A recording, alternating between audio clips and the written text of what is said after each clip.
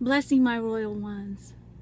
I want to come and share with you the Most High love in everything that I do. And I am so grateful for you and so grateful for us to be able to come together.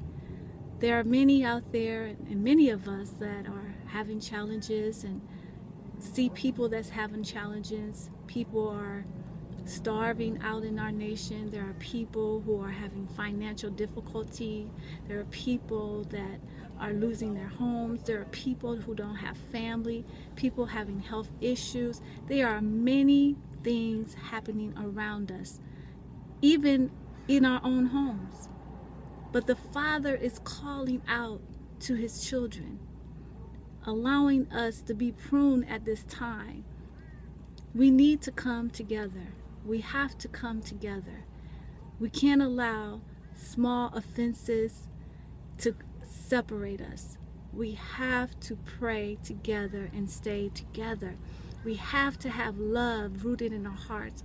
We have to have forgiveness rooted in our hearts. This is the time where you are judged and known what's in your heart. It's when you're going through situations. It's when things are happening in your home that the Father sees your heart, and he's working on your heart. That's why he says, I chastise those whom I love, so that you can be purged from into a good consciousness. It is so important for us to come together, and we must stay rooted and grounded in the word. He said, be steadfast, unmovable, always abiding in his love. We must stay rooted so that no weapon formed against us shall prosper. And the root is his sword, is his word. You read it.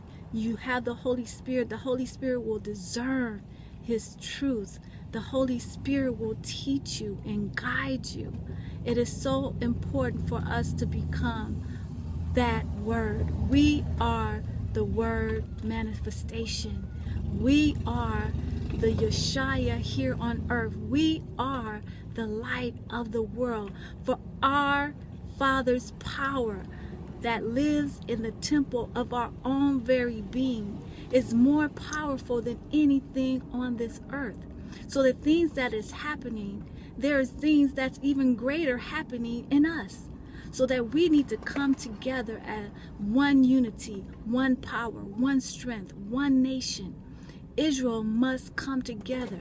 It is time for us to soldier up. It is time for us to let the Yeshua reign through us so that we can go and touch people and the blind should see, and there should be healing in our nation. There should be miracles and power, and the people should feel the power of the Most High exuding out of our being just walking in the room. And when that happens, that's because you have spent time in the Word. You have spent time with your Father to build that relationship. Any relationship that grows, that's powerful, is a relationship attended to. It's a relationship that's nourished. It's a relationship that's cultivated. There is no garden out there that you can make beautiful and grow a beautiful harvest if you don't sow seed, if you don't till the ground, if you don't do what's necessary to make it beautified and to give you a good harvest. Whatever you sow, ye shall reap. So it's time for you to sow. It is time for you to sow into your own life the word. The word, let the word just grow in you. Let it become who you are. So everything that you feel, everything that you know, every deed, every word, every action, you will look at the word and know that, okay, I'm going to choose to do what is righteous.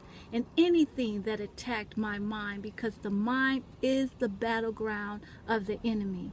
So anything that opposes that word that you have read and that you know in your spirit, if it opposes it, you know to reject it. You know to resist it. Resist the enemy.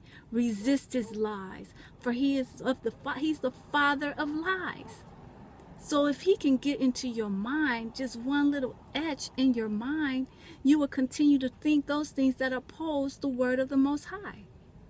So that is why it's important for you to know your word, So therefore, anything that speaks and opposes that word, that you know, that's why the Father says, and a stranger's voice I will not follow. His children does not follow a stranger's voice. And a stranger's voice is what? Any voice that opposes the word of the Most High. So understand that it's time for you to be rooted and grounded in His word. Rooted and grounded in His word. Back to the roots. Back to the root is you going to the Bible. You going to asking the Father to teach you, to lead you, to guide you. He said to read your word, to study and show yourself approved and rightfully divide the word of truth. You have to read your word. And don't let man tell you that the Bible is not real. If it wasn't real, it started you off. That's where all of us started from. And that's where the Spirit was leading us and directing us. And that's the only place that He has left for His children, is that in that word is the root. We have to come back to root of who we are, the root of where we come from, and the root of the instructions, because we are children of the law. We are the children of law. He gave us the law.